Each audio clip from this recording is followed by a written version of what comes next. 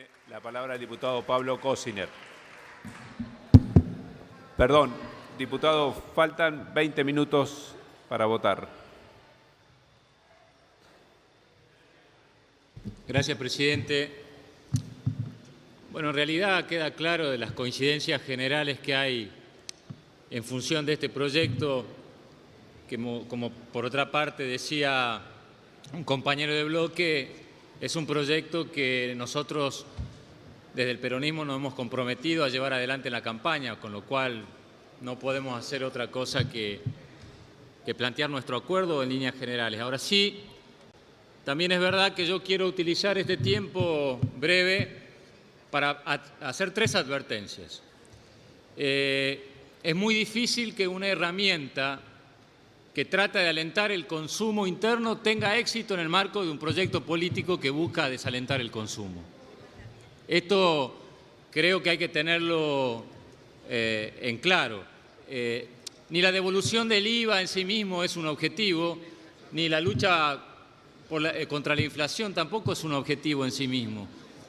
Porque con ese criterio, obviamente, si yo enfrío la economía, le quito poder adquisitivo a la gente y no aumento la producción, la inflación va a bajar. El problema es que el costo de esa decisión implica dejar afuera del desarrollo a millones de argentinos. Y con el caso de la devolución del IVA pasa exactamente lo mismo. No nos podemos quedar conformes en que es una buena ley o una buena herramienta, porque si esta ley no va acompañada de un proceso de fortalecimiento del consumo interno, va a ser una herramienta que no va a tener objetivos o logros muy claros. Creo que el gobierno claramente debe, para tener cumplidas sus expectativas en este segundo semestre, hacer algunos cambios en cuanto a la recomposición del círculo virtuoso en la Argentina.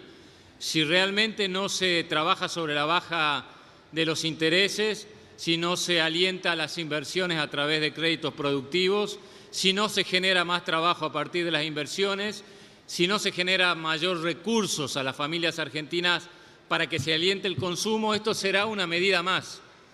Y esto quería dejarla muy en claro porque nosotros no creemos que una ley por sí misma ni resuelve el problema del empleo ni resuelve el problema del consumo. Son los proyectos políticos y las señales que se le da al mercado, a la sociedad y el rol del Estado en una organización social, quien define si va a haber más trabajo o quien define si va a haber más consumo. Entonces, lo primero, dejar claramente que esta herramienta que debe buscar alentar el consumo va a ser efectiva si se recompone el mercado interno y el consumo interno en la Argentina. En segundo lugar, queremos advertir sobre algunos problemas de implementación que realmente es para detenerse muy concretamente.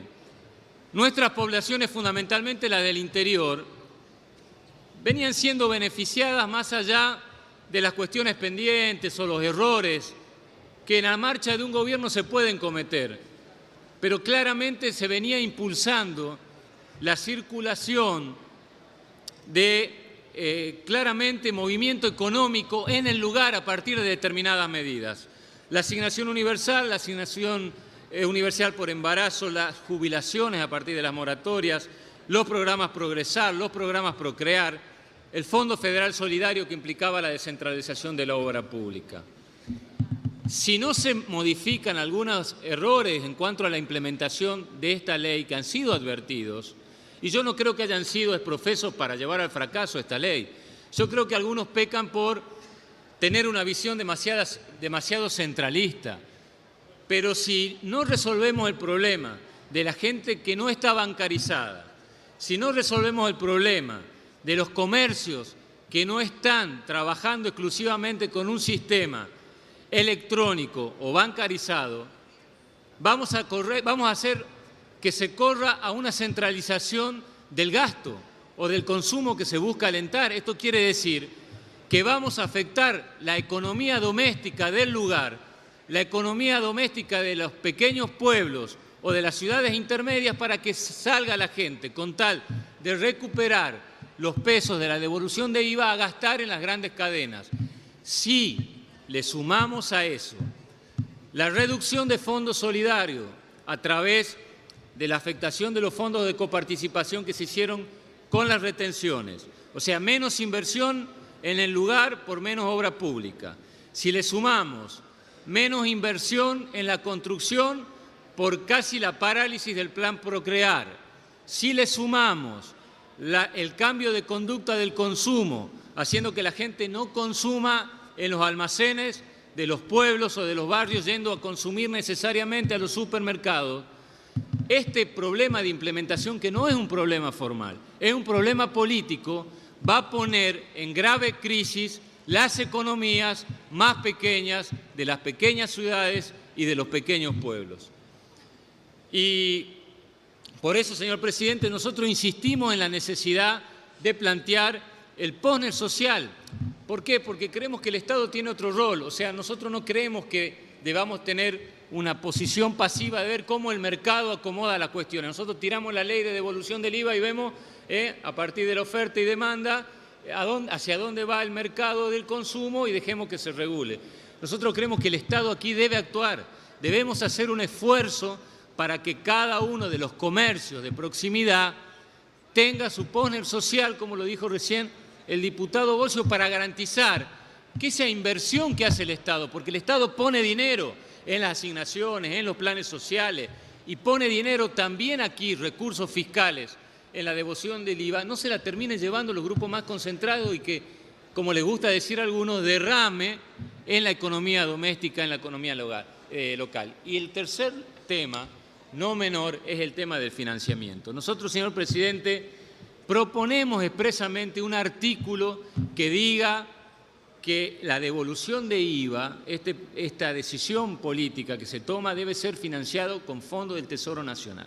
Advierto, señor presidente, un riesgo de inconstitucionalidad en el caso que se tome la decisión de sustraer el fondo de las provincias. Hay que leer el reciente fallo que ha beneficiado a las provincias de Santa Fe, de Córdoba, donde dice textualmente que para hacer una asignación específica de fondos coparticipables hay que cumplir una serie de requisitos.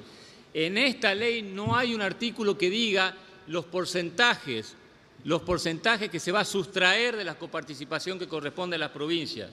No se cumple con el requisito del plazo determinado porque queda un plazo abierto, luego de vencido se le da la facultad al presidente de la Nación para ir prorrogándolo, con lo cual esas prórrogas no tienen intervención del Congreso. Y si esas prórrogas no tienen intervención del Congreso, no pueden sostener la sustracción de los fondos de coparticipación de las provincias. Y por otro lado, para responder a lo que planteaba el miembro informante, es verdad que es necesario hacer una reforma fiscal en el país. Ahora, no pretendamos hacer la reforma fiscal en esta ley, señor presidente.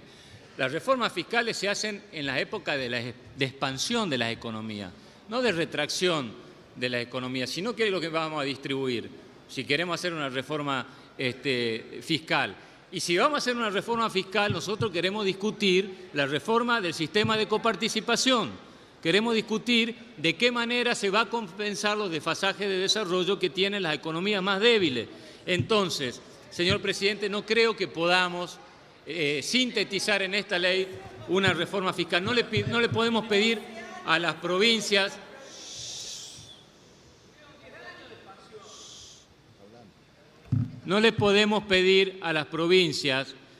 a las cuales ya se les ha sustraído dineros a partir de la baja de las retenciones, yo no cuestiono la legitimidad de los planteos o incluso lo bueno de las decisiones, en algunos aspectos y en otros no. Pero hay datos objetivos de la realidad. Las provincias reciben menos. Por retenciones reciben menos, al haber aumentado los niveles de base imponible de ganancias, y ahora van a volver a recibir menos con el IVA.